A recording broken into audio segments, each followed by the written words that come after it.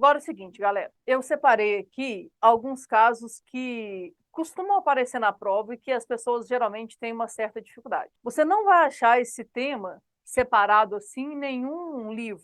O nome também, eu que gosto de chamar desse jeito, tá? Eu gosto de chamar de combinações que se esgotam. Como assim? É quando a gente tem um problema de combinação, ou seja, a ordem não é um fator importante, só que o número de candidatos é igual ao número de vagas. Ou seja, vai ter vaga para todo mundo, só que a gente tem que saber de quantas maneiras os elementos trocam de lugar entre si, tá?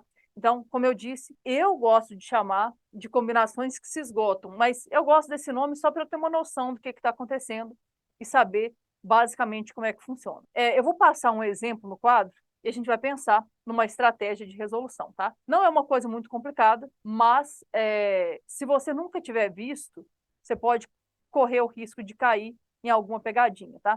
Eu vou deixar também uma aula com a questão mais difícil de análise combinatória que o Enem já cobrou até hoje. Só que não é só uma aula com a resolução da questão, não, tá? É uma explicação do porquê que eventualmente você errou aquela questão, com exemplos bem diretos para que você consiga entender ali o que aconteceu, tá? Então, vou deixar um link para vocês assistirem essa aula.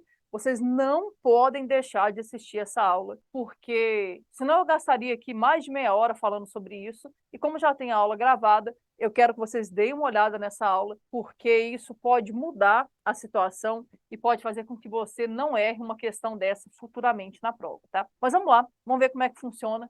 Eu vou passar um exemplo aqui no quadro e a gente vai pensar junto neles, tá? Olha aqui, tá? Um exemplo bem clássico, mas como eu falei, eu vou deixar o link para que vocês possam assistir a aula dos casos especiais, que foi o que o Enem cobrou uma vez e que geral errou, tá? Vamos lá. Um grupo de 9 pessoas deve se dividir em 3 quartos, um duplo, um triplo e um quadro. De quantas maneiras distintas eles podem se organizar aí para dormir? Então, tenta imaginar a situação, tá? Até coloquei um nome aqui, ó. Coloquei combinações esgotadas ou combinações que se esgotam. Como eu falei, você não vai achar esse tema num livro, tá? Isso aqui fui eu que criei para eu ter uma noção do que está acontecendo e para que vocês consigam pensar em questões parecidas com essa. Aí observe, aí o que acontece, tá? Esse nome é só para a gente ter uma noção do que está acontecendo aqui. Ju, como é que eu vou identificar esse tipo de questão?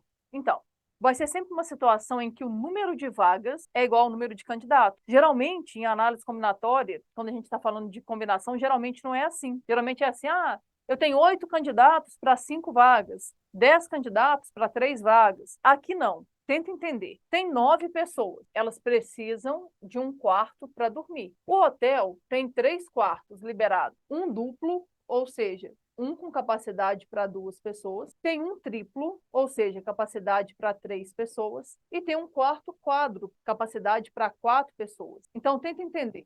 2 com 3 vai dar 5. 5 com 4 vai dar 9. Ou seja, vai ter lugar para as 9 pessoas dormirem? Vai ter lugar para as 9 pessoas dormirem. Então, a quantidade de vagas é igual à quantidade de candidatos. Isso é um belo indício de que você tem um problema desse tipo, tá? Então, vou colocar aqui, ó. Número de vagas é igual ao número de candidatos. Como é que nós vamos fazer isso aqui agora? Então, um detalhe importante aqui é você entender que são quantidades diferentes, né? Um quarto duplo, um quarto triplo e um quarto quadro. Por incrível que pareça, isso torna a questão mais fácil. Por exemplo, se fossem 3 quartos triplos, a gente ia ter um pouco mais de dificuldade, e aí por isso que eu vou deixar o link para vocês assistirem a aula, tá?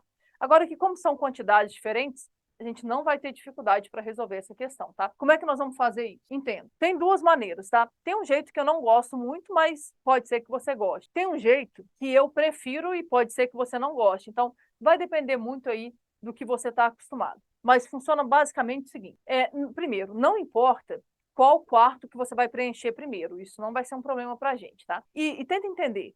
Se eu colocar o nome dos integrantes do quarto em ordem alfabética ou não colocar o nome dos integrantes do quarto em ordem alfabética, não muda a composição do quarto. Então, a ordem aqui não é um fator importante, tá? Vamos lá. Como é que a gente vai pensar nisso, então? Repara, são 9 pessoas. Imagina que você é o dono desse hotel, é o recepcionista, e você precisa dividir essas pessoas. Você fala, gente, Eu tenho um quarto duplo, um quarto triplo e um quarto quádruplo. Quem vai ficar em cada quarto? Suponha que o grupo fala assim, tanto faz, coloca aí do jeito que você quiser. Tenta imaginar. Dos nove, eu preciso escolher 2 para irem para o quarto duplo. Tenta imaginar, tá?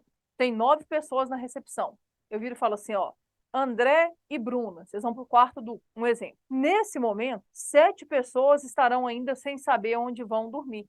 Aí o que eu faço? Das 7 pessoas que sobraram, eu escolho 3 para irem para o quarto triplo. Falo assim, Caio, Daniela e Eduarda. Vocês vão para o quarto triplo. Então, combinação de 7 para escolher 3. Quando eu fizer isso, tenta imaginar. 2 já foram para o quarto duplo, 3 acabaram de ir para o quarto triplo. Nesse momento, na recepção do hotel, vai haver 4 pessoas. E essas 4 pessoas, eu vou mandar para onde?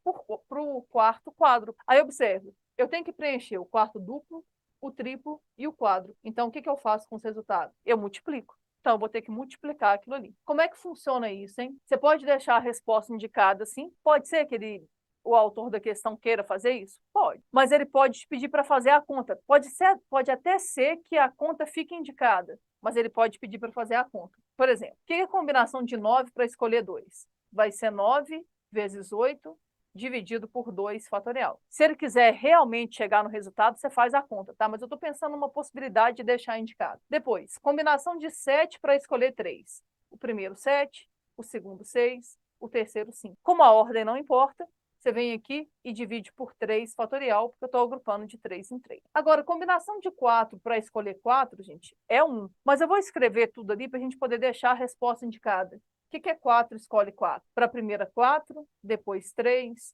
2 e 1. Divide por 4 fatorial. Se você olhar bem, vai dar para a gente ajeitar direitinho aqui esse resultado, tá? Confere. Em cima tem 9, 8, 7, 6, 5, 4, 3, 2 e 1. Então, em cima eu tenho 9 fatorial. E embaixo, hein? Embaixo eu tenho 2 fatorial, vezes 3 fatorial, vezes 4 fatorial. E aí a resposta fica daquele jeito que está ali. Pronto. Agora, tem uma estratégia que faz a gente chegar nessa resposta de uma maneira bem mais rápida. E é isso que eu gostaria que vocês soubessem fazer. Como é que seria essa estratégia, hein? A ideia é você usar um recurso que eu já falei com vocês várias vezes, e eu vou insistir enquanto eu puder. Enquanto eu puder, eu vou falar sobre isso, porque é extremamente importante. O que acontece? Não importa qual seja o motivo, sempre que você quiser impedir que elementos troquem de lugar entre si, basta que você divida pelo número de maneiras que eles trocam de lugar entre eles. Ju, não entendi. Imagina, eu tenho 9 pessoas. Se elas pudessem trocar de lugar livremente, ou seja, se a ordem fosse um fator importante, a nossa resposta aqui seria 9 fatorial. Porém, quando os 2 integrantes do quarto duplo trocarem de lugar entre si, não vai mudar o quarto formado. Então, eu tenho que dividir por 2 fatorial. Quando esses 3 integrantes aqui, do quarto triplo trocarem de lugar entre si, não vai mudar o anagrama não, né? Não vai mudar o quarto formado. Então, eu venho aqui e divido por 3 fatorial. E quando os 4 integrantes do quarto quádruplo trocarem de lugar entre si, também não vai mudar. Então, eu divido por 4 fatorial. Repara, chega na mesma resposta. Ju, mas sei lá, vamos supor que o cara queira que eu chegue no resultado. O que eu faço? Você desenvolve. Por exemplo, como é que eu desenvolvo isso aqui? Isso aqui vai ser 9 vezes 8, vezes 7, vezes 6, vezes 5, vezes 4 fatorial. Dividido por 2, vezes 1, vezes 3, vezes 2, vezes 1, vezes 4 fatorial. Confere aqui para mim, 4 fatorial, cancela com 4 fatorial. 3 vezes 2 vezes 1, corta com 6. 2 corta com 8, vai dar 4. Aí uma dica, tá? Sempre que você estiver fazendo uma conta de multiplicação e perceber que tem um 5 e um número par, multiplique os dois primeiro. Confere. 5 vezes 4 dá 20. 20 vezes 7 dá 140. Você vai ter que fazer 140 vezes 9. Aqui vai dar 0, 36 vão 3, 9 com 3 dá 12.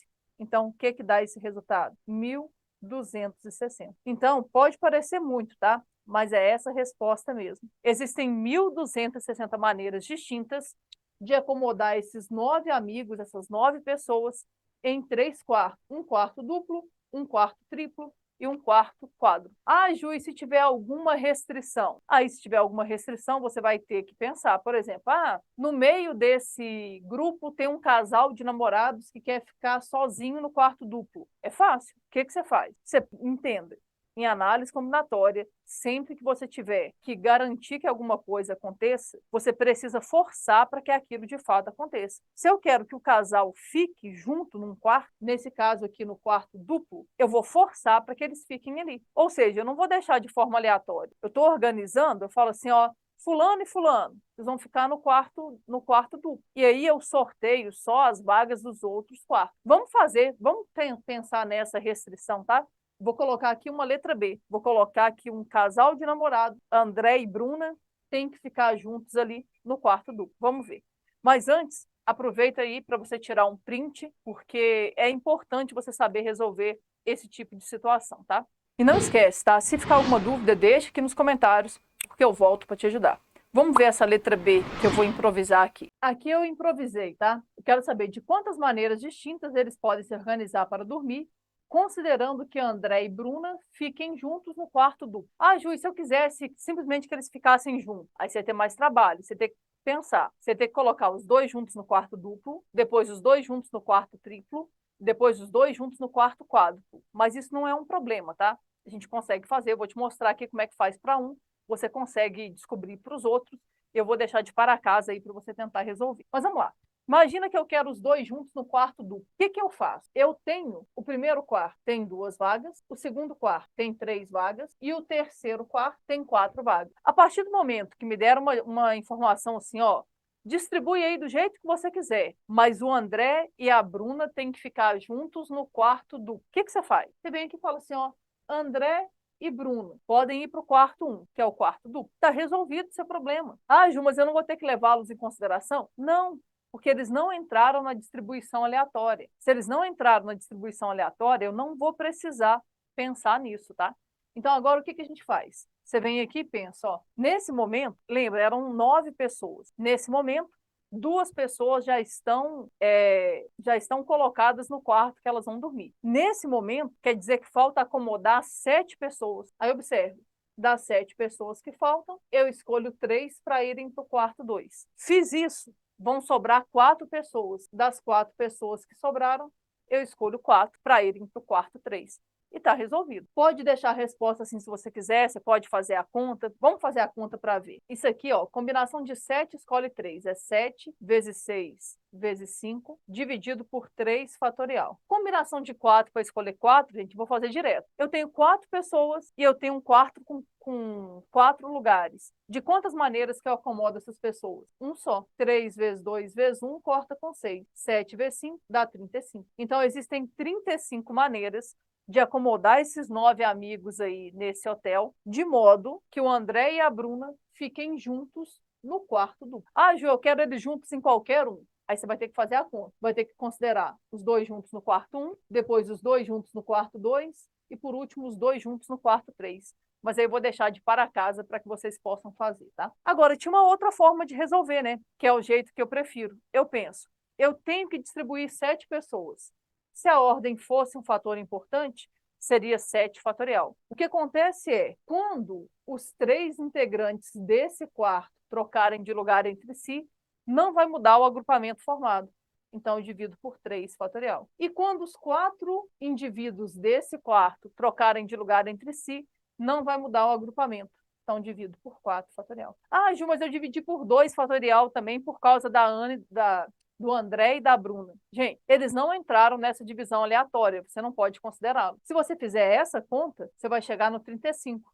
Confere. 7 vezes 6 vezes 5 vezes 4 fatorial, sobre 3 vezes 2 vezes 1 vezes 4 fatorial. 4 fatorial cancela com 4 fatorial. 3 vezes 2 vezes 1 corta com 6. Vai ficar 7 vezes 5. E 7 vezes 5 vai dar 35. E está resolvido aí o seu problema. Vê aí se vocês entenderam, se querem perguntar alguma coisa. De para casa, como eu falei, eu vou deixar esse dever, tá? Eu quero que vocês tentem descobrir de quantas maneiras distintas esse casal, André e Bruna, podem ficar juntos em qualquer quarto, no duplo, ou no triplo, ou no quadro. Aproveita, tira um print aí da tela, que eu acho que isso pode te ajudar. E se você ficou com alguma dúvida, deixa aqui nos comentários que eu volto para te ajudar. Eu espero de coração que você tenha entendido. Não se esqueça de se inscrever no canal e de deixar o seu like, porque eu tenho certeza que até a prova do Enem eu vou trazer muitas dicas que vão te ajudar a aumentar o seu desempenho. Um abraço e até a próxima aula.